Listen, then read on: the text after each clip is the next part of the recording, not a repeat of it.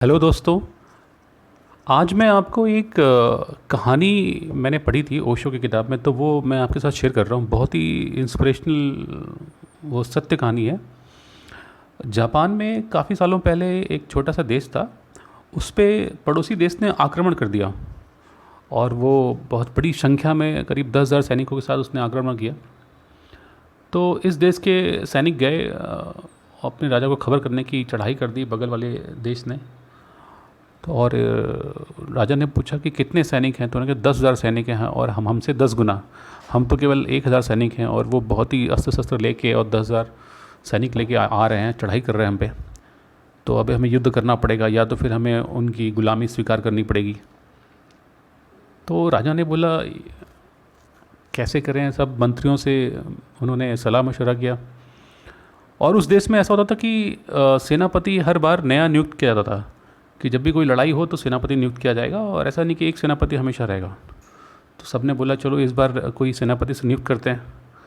तो बाकी सैनिक उस सेना से सब पूछा कि कौन बनेगा सेनापति, तो सबने मना कर दिया कि ये तो आत्महत्या है, क्योंकि वो तो हार निश्चित है, क्योंकि 10,000 सैनिक के 10 गुना सैनिक हैं, हमें तो हारना ही है। इससे अच्छा तो कि हम गुलामी स्वीकार कर लें। तो राजा बहुत परेशान हो गया, क्या करे क्या ना करे। तो उसने शहर में ढिंढोरा पिटाया कि कोई भी अगर सेनापति बनना चाहता है इस लड़ाई में तो वो तुरंत राजा के दरबार में आए, उसको बहुत सारा इनाम मिलेगा। तो सब कोई गया नहीं, मगर अगले दिन एक साधु महल में जाता है और राजा से बोलता है कि राजा मैं बनूंगा सेनापति। तो सब हैरान हो गए कि आप सेनापति, कि हाँ, मुझे रात में सपना आया कि देश में संकट आया हुआ है, तो मुझे जाना चाहिए। तो मैं पूजा करता हूँ, भक्ति करता हूँ, तो शायद भगवान का ही कोई इशारा है, इसलिए मैं आपसे कहने आया हूँ कि मैं सेनापति बनूंगा और मुझे लग रहा है कि हम इसमें जीत जाएंगे, और मुझे लग रहा है कि भगवान हमारे साथ हैं, वो कुछ इशारा कर रहे हैं। और वो साधु बड़ा रेस्पेक्टफुल साधु था, सब लोग उसकी इज्जत करते थे, मान सम्मान करते थे।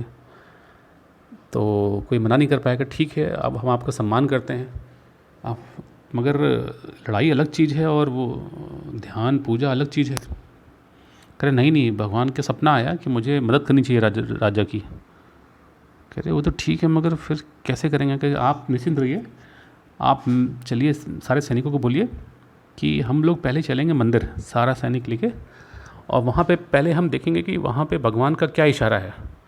अगर वो भगवान हमारे साथ हैं तो हम ज़रूर जाएंगे युद्ध करने और हम जीतेंगे, और अगर भगवान ने इशारा किया कि हम नहीं, ये लड़ाई नहीं लड़नी है, तो हम घर लौट आएंगे और फिर आप उनसे संधि कर लेना, गुलामी स्वीकार कर लेना।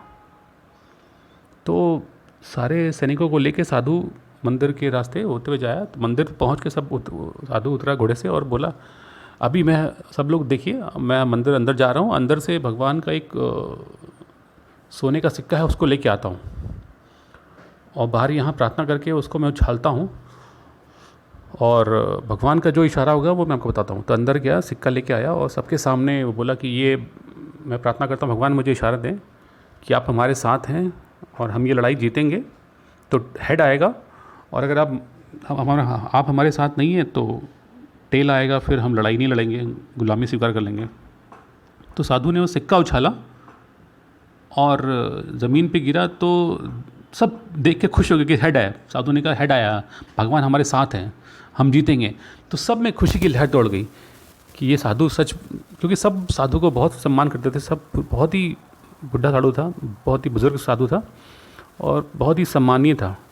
उसकी हर बात सत्य साबित होती थी। वो लोग जाते थे उसको अपनी परेशानी बोलने कि मेरा लड़की की शादी कब होगी, तब वो जो भी बोलता था वो सच होता था। तो ये आशा लेके सब चल दिए और सब खुशी की लहर, सब जान आ गई सब में, सब निकल पड़े सीमा पर लड़ाई करने के लिए। और ऐसी भयंकर लड़ाई लड़ी, ऐसी भयंकर लड़ाई लड़ी, उनको सिर्फ एक ही बात थी कि जीत निश्चित है, जीत हमारी पक्की है, क्योंकि भगवान ने इशारा कर दिया। साधु ने बोला हमारी ही जीत होगी, हम ही जीतेंगे। तो ऐसी लड़ाई लड़ी, दूसरे सेना को ऐसे गाजर मूली की तरह काट डाला और भयंकर लड़ाई लड़ी और विजयी हुए। सब सारे सैनिक भाग गए वहाँ के दूसरे राज्य के। बहुत खतरनाक लड़ाई लड़ी, खुशी इस लड़ाई लड़ी और फिर गाजे बाजे के साथ लौटे अपने महल में। साधु को सम्मान दिया राजा ने। तो राजा ने बोला आपने कमाल कर दिया, और भगवान सच में आपको तो मैं राज परिवार का साधु नियुक्त करता हूँ आज से, आप सच में ही भगवान के दूत हैं। तो उसने कहा राजन ऐसा नहीं है, मैं अब आपको बताता हूँ। वो सिक्का उसने निकाला महल में, सब लोग थे वहाँ पे। ये देखिए राजन, ये कुछ नहीं, कोई भगवान का कोई संकेत नहीं था। ये देखिए ये सिक्का है, ये सब देखिए, और ये दोनों तरफ हेड है, टेल है ही नहीं इसमें। तो ये सिर्फ और सिर्फ आपके अंदर एक साहस और एक आशा कि हाँ भगवान हमारे साथ है, एक जज्बा, एक जुनून पैदा करने का तरीका था। और जब देश पे संकट आया तो मैं भी देश का नागरिक हूँ, तो मुझे ही कुछ करना था। जब देखा कि बाकी लोग निराश हो रहे हैं, कोई भी सेनापति नहीं बन रहा, तो मैं आगे आया और फिर मैंने ये तरीका निकाला कि कैसे आपके अंदर जज्बा और साहस और भरोसा पैदा हो कि आप जीत सकते हैं।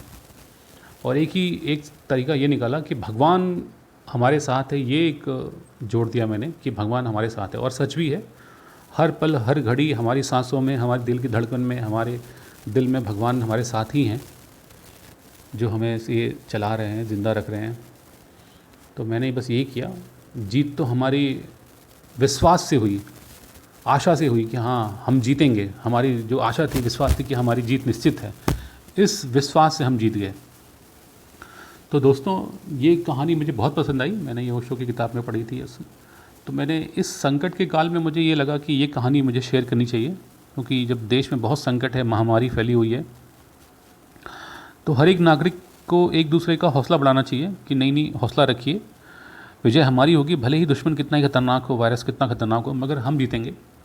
हौसला रखिए और भरोसा रखिए कि भगवान हमारे साथ है। कितना ही आक्रमणकारी ये संकट हो, पर हम जीत निश्चित है हमारी, हम जीतेंगे। इसलिए जितना आप साहस रखेंगे, आशा रखेंगे और जीत का भरोसा रखेंगे, तो आप स्वस्थ रहेंगे और जीतेंगे, इस संकट से बाहर निकलेंगे। तो दोस्तों ये कहानी जो मैंने आपको बताई, इसको प्लीज़ आप औरों के साथ भी शेयर करें, अपने फ्रेंड्स, अपने फैमिली मेम्बर के साथ शेयर करें। सबके अंदर विश्वास, भरोसा पैदा करें कि हाँ भगवान हमारे साथ है और हम जीतेंगे, हम इस संकट घड़ी से ज़रूर निकलेंगे और हम ज़रूर स्वस्थ होकर, सुखी होकर आगे बढ़ेंगे। बहुत बहुत धन्यवाद आपका। नमस्कार।